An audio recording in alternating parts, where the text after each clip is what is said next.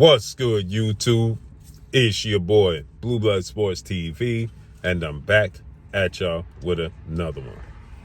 So last night, Oshaki Foster put the boxing world on notice, right? He's beaten some big-name fighters now back-to-back. He beat Raymond Ford last night, dominant fashion. People say in the second half of the fight, I had it 9 rounds to 3. I thought Oshaki outclassed Raymond Ford last night. Savage Ford, and Raymond Ford is nothing to sneeze at. He's a very good fighter.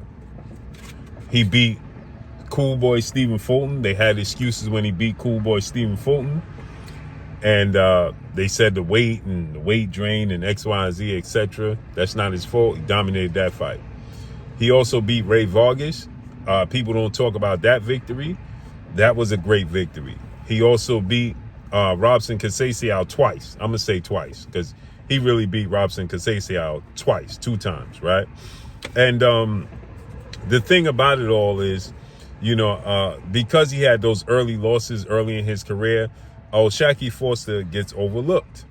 Well, yesterday, after beating Raymond Ford, he made a major mistake. He's 25 wins, 3 losses, no draw, 12 wins by way of knockout at 32 years of age. So again, he beat Raymond Ford, Stephen Fulton, Robson Conceição twice. He also beat Abraham Nova. He beat Ray Vargas, right? Edwin Hernandez. He got some big wins under his belt. Yesterday, he called out first ballot Hall of Famer, 4-division champion, former unified super featherweight, Olympic silver medalist, and reigning WBO junior welterweight world champion, who is top 5 pound-for-pound best fighters in the world, and undefeated superstar Shakur Stevenson, who's 25 wins, no loss, no draw, 11 wins by way of knockout.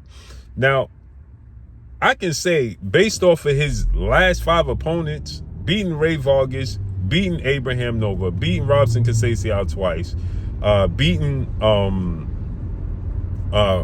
Stephen Fulton, beating Ray Ford, Oshaki Foster should be top 10. Yesterday, somebody said, Blue, Oshaki Foster should be top 10 pound for pound. And I was like, that's a stretch. No, based off his resume, yeah, he could be top 10 pound for pound. And he's a borderline Hall of Famer based off his resume right now, right?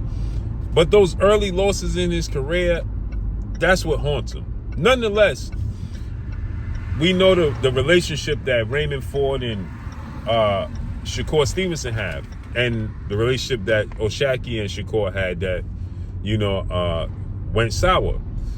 But yesterday, he put the carriage before the horse. He made a great mistake. Shakur Stevenson is a great fighter, a great talent, a committed fighter with a high ring IQ. Shakur Stevenson is different.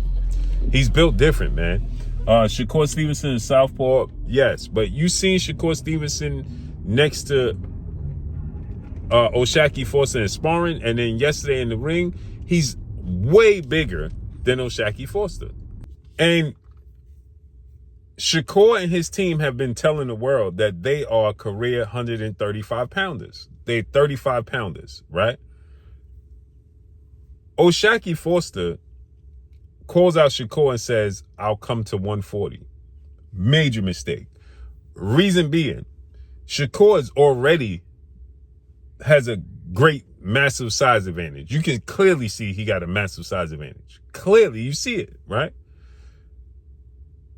But not only that, now you telling Shakur with no rehydration clause, and Shakur says, nah, don't start talking about he's too little, he's a 130 pounder, he asked for this, he begged for this, and now I'm going to give him what he's looking for. Oshaki Foster fights at 130. The fight yesterday is 130. He should have been saying 135. 140? You going to jump 10 pounds with no rehydration clause and fight Shakur Stevenson, who already clearly has a massive size advantage over you? That was a major mistake, man, because I'm almost certain that Shakur and his team going to hold him accountable. Oh, you said 140. We can do it at 140. Now, Shakur going to defend his WBO title against Oshaki Foster at 140. It's an uphill battle at 135. No slight disrespect to Oshaki Foster. He knows I love Oshaki Foster. I support him and his team. They know this. That's damn near going to be impossible to beat Shakur at 140 for Oshaki Foster. He's just too small, and he's not a massive puncher. He don't have an X factor to beat Shakur Stevenson. At the very least, they're on the even playing field with boxing skills. He don't have a hand speed advantage. He don't have a foot speed advantage. He don't have an arm reach advantage. He don't have a height advantage. He don't have a weight advantage. He don't have a ring IQ advantage. He has absolutely no advantages over Shakur. The best advantage he had was making Shakur fight at 135, holding him to his word, and Shakur having to cut that weight, because you seen yesterday Shakur is big. He's big as hell. So when everybody keeps saying he's a 35, you can clearly see he is not a 35-pounder.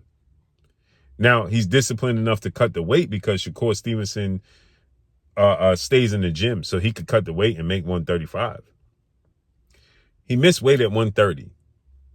And you seen him yesterday at the fights. You seen how big he is, right?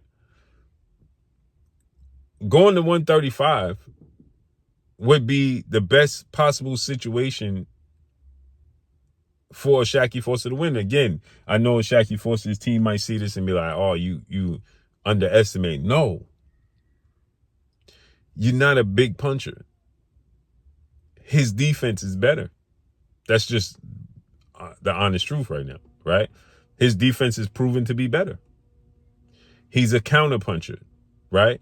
Yesterday, Raymond Ford fights like Shakur Stevenson. He's no Shakur Stevenson. No slight or disrespect to Raymond Ford. He is no Shakur Stevenson. He's not. I don't like the fact that Shakur Stevenson contradicts himself and things of that nature. Shakur Stevenson is arguably the greatest fighter of this generation. That's why people get frustrated, because I want to see him in Devin Haney. I want to see him prove that he's the best fighter of this generation. Devin Haney is arguably the best fighter of this generation. How are we going to know who the best fighter of this generation is if they don't fight? And you looking for advantages against Devin Haney. Right now, he ain't going to put himself at a disadvantage and say, I'll fight Oshaki Foster with a 10-pound rehydration clause. Is he? He ain't going to say that at all. Oshaki Foster coming up to 130, talking about going to 140. Is Shakur going to say, I'll do a 10-pound rehydration clause on himself? Hell no. But he wants that for Devin Haney and Ryan Garcia and talking about never fighting Keyshawn Davis. That's the problem. That's the issue that people have. That's the issue that I have with him. How you claiming to be the best fighter of this generation and then saying you never going to fight Keyshawn? Keyshawn is arguably the best fighter of this generation. So how in the hell are you going to claim that without proving it against Keyshawn? And I don't care who Keyshawn beat. You got to beat Keyshawn. Keyshawn can fight Ray Vargas for the rest of his life. His talent speaks for itself. And until you beat Keyshawn, you can't tell me you the greatest fighter of this generation. Until you beat Devin Haney, you can't tell me you the greatest fighter of this generation. Devin Haney is willing to do that. So therefore, the weight advantage that he's going to have over Oshaki Foster, along with his skill set, his height, his reach, you watched Raymond Ford last night. He had no good he couldn't judge distance at all. He was terrible at judging distance. He missed the 1-2 from so far away all night long. It was ridiculous. I mean, Stevie Wonder could see that he couldn't judge distance at all. That ain't Shakur Stevenson, bro. That's not Shakur Stevenson. Shakur is a master class boxer and defensive wizard. He has the best defense in all of boxing. Stats say that. He has the best defense in all of boxing. He's a wizard in the ring.